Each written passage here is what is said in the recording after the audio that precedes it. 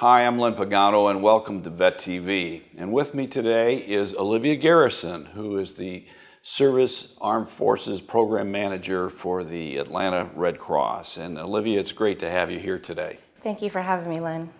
We're going to talk a little bit about what the Red Cross has been doing to help veterans, and Olivia in particular, who's been managing this program and a community blueprint element of it for several years. And Olivia, you have seen and dealt with a lot of different veteran service organizations. You've built a great kind of network.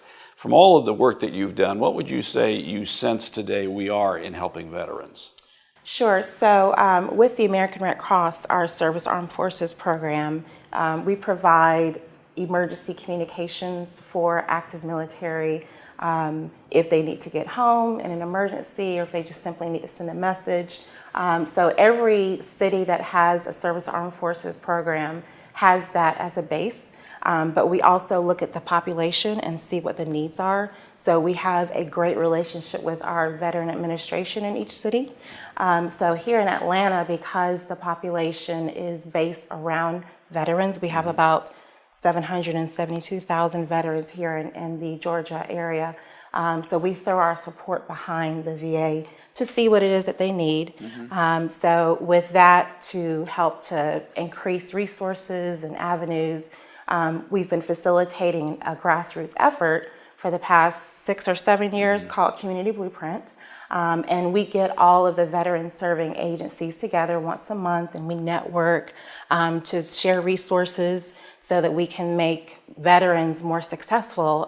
We don't want them out there trying to find avenues and resources. We want to make them more successful by utilizing our tight network so that we can provide direct referrals and make sure that we're having the same conversation. And if there's anything trending topics that need to be addressed, then we do that and we brainstorm to try and find a solution. So with that, the past few years that I've been facilitating that effort, I found that there are a lot of small nonprofits who want to help veterans. They have the best intentions, but sometimes they don't do research to see that there are 5 other agencies trying to do the same thing. So what we're trying to do is make sure that we see that there's a decrease in duplication and an increase in sharing resources. So sometimes there are those mom and pop veteran agencies that pop up that if they had done their research, then we just could have matched with another agency to increase their impact. So now getting rid of duplication is a key issue.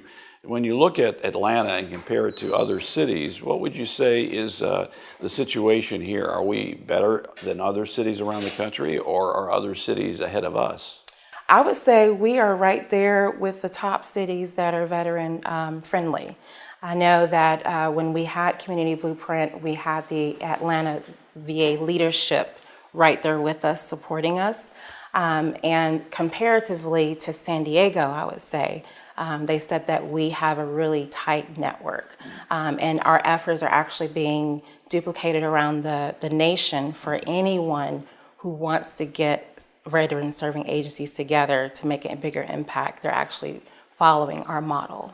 And when you look at what veterans need today, I think that's one of the key concerns everybody watching this show has. What would you say are some of the areas that need to be perhaps expanded? Well, out of the many events that I've gone to with Community Blueprint, with Vetlanta, I have yet to see someone focus solely on transportation.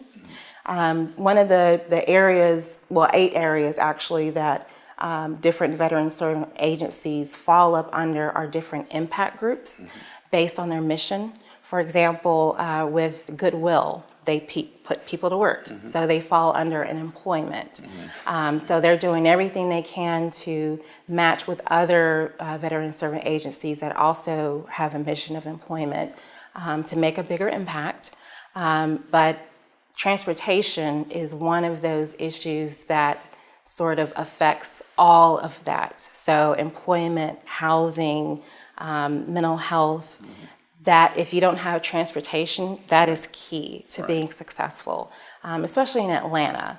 You kind of have to have a car depending upon where you live. If you can't get to somewhere on the MARTA or the bus system, So I have yet to see a organization that solely focuses on transportation, because I feel like that is key to a veteran's success. And all of us are familiar with Uber today. I'm wondering if there could be a role for somebody like Uber. Uber for vets. There you go. Maybe we can talk to them about that. When you look at your personal experience in working with veterans groups and veterans, what would you say are some of the things that you have found most interesting or memorable? This has to be personal. My mom is a veteran, so I am mostly interested in things that affect female veterans. About 12% of that number I said earlier in Georgia are female veterans. I think we have one of the fifth largest population of female veterans in the nation. So anything centered around helping female veterans, because that is a very specific subset of things that are needed and things that impact their success, because they're a very specific, different type of group. So anything dealing with female veterans always piques my interest. Well, and we've experienced some of the worries of female veterans here in the Atlanta area. Safe America has worked to help homeless female veterans, especially during the holiday season, which is very important. I'd say all year is important, but cold weather and having women with their children not able to have a place to stay has been horrible. So as we worked on that and plan to work on that again this coming season, what would you say are some of the possibilities here for people that want to help female veterans? Well, if you have any gently used, or if you want to go out and buy brand new coats or any clothing items for children, you can take them to Fort McPherson. We have a winter coat drive every year to help support all of the different programs under the VA. They have a domiciliary at Fort McPherson, as well as a couple of programs under the medical center, Frontline Families, that kind of thing. So if you're going through your closet this summer or this winter, go ahead and drop it off at Fort McPherson. Sounds good. That sounds good. You know, one of the things that, again, we have experienced through both VETV and through Safe America's direct work through the Homefront Center in Atlanta has been the very difficult situation for many people. And what happens is oftentimes they'll start with one story, and it's kind of like peeling an onion. You go deeper and deeper, you find out more and more issues. It's not just one issue, it may be 3 or 4 issues. Yes, very complex. So knowing the need for helping individuals, what might be, as you look at some of this going forward, a way to provide more direct assistance? Is there any specific way that we can help veterans who have so many different issues? Well, I would say yes. If you can go online and see if there's any upcoming networking events. The VA has town hall meetings quarterly. Go out and talk to a vet and just see what it is that they need. Have a conversation with them. Things that you would need in your day-to-day life. A lot of it is just common sense. What would you need to be successful? It's equitable to a veteran. Sometimes veterans don't always identify as veterans, so it can be hard to initiate those conversations, but just talking to those who are advocates for veterans, to serve veterans, just go talk to them and see what their needs are. And as we look forward to what we're going to do in the future, Safe America is planning to do more in the way of on VETV bringing updates. So you can watch VETV and see different things like Olivia telling what she's doing now with Vetlanta.